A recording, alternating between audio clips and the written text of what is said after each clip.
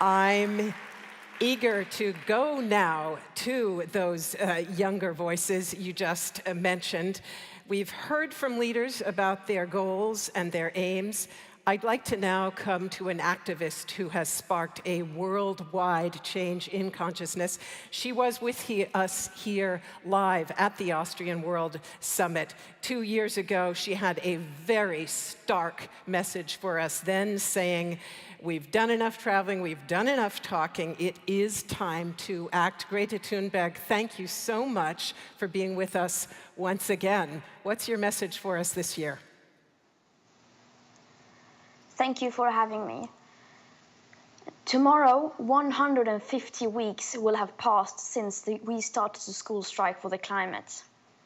And during this time, more and more people around the world have woken up to the climate and ecological crisis, putting more and more pressure on you, the people in power.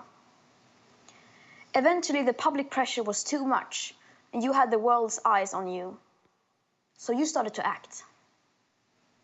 Not acting as in taking climate action, but acting as in role-playing. Playing politics, playing with words, and playing with our future. Pretending to take responsibility, acting as saviors as you try to convince us that things are being taken care of. Meanwhile, the gap between your rhetorics and reality keeps growing wider and wider. And since the level of awareness is so low, you almost get away with it. But let's be clear.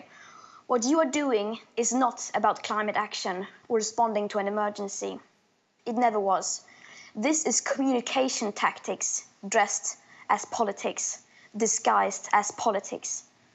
You, especially leaders from high-income nations, are pretending to change and listen to the young people while you continue pretty much exactly like before.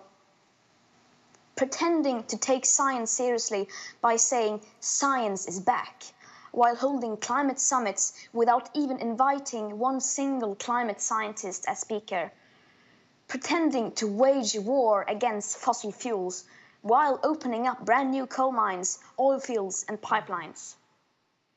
You don't only continue business as usual as before, in many cases, you're even speeding up and scaling up the process.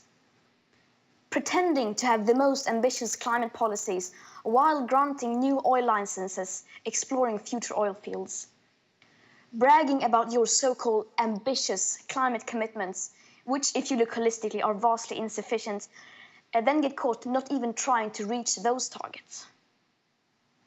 Pretending to care about nature and biodiversity while the world is cutting down a forest area the size of a football field every second.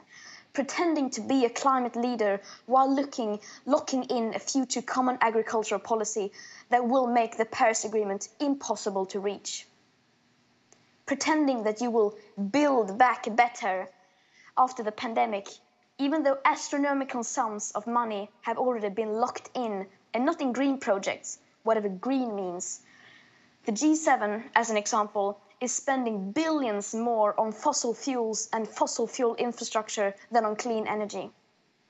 This you compensate with beautiful words and promises that someone in the future will somehow undo your actions and make them net zero. And when your empty words are not enough, when the protests grow too loud, you respond by making the protests illegal. Of course, we welcome all efforts to safeguard future and present living conditions, and these distant net zero emissions targets could be a great start, if they weren't full of gaps and loopholes, like leaving out emissions from imported goods, international aviation and shipping, as well as the burning of biomass, using baseline manipulation, excluding most feedback loops and tipping points, ignoring the crucial aspect of equity and historic emissions, as well as making these targets completely relying on fantasy-scale, currently barely existing negative emissions technologies. But as your acts continue, more and more of us are seeing through your manuscripts and your role-playing. The gap between your actions and words is becoming more impossible to ignore, while more and more extreme weather events are raging all around us. And as a result, young people all over this planet are no longer falling for your lies.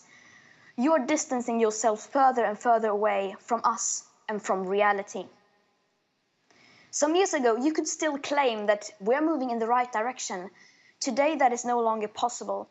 2021 is currently forecasted to be the year with the second highest emission rise ever. You say we need to move slowly to bring the public along. However, how do you honestly expect to bring the people along if you don't treat this crisis like a crisis? If it is one thing the pandemic has proven once and for all, it is that the climate and ecological emergencies have never once been treated as emergencies. The climate crisis is today, at best, being treated only as a business opportunity to create new green jobs, new green businesses and technologies. As the pandemic unfolded, you did not say, this will benefit the face mask manufacturing industry, or this will create new jobs in healthcare and hospitals. Taking bold climate action will naturally bring many advantages and benefits.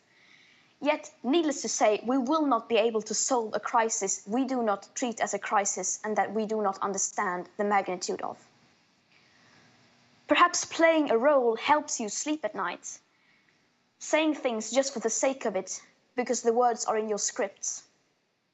But while you're busy working the stage, you seem to forget that the climate crisis is not something distant in the future. It is already taking so much from the most affected people in the most affected areas.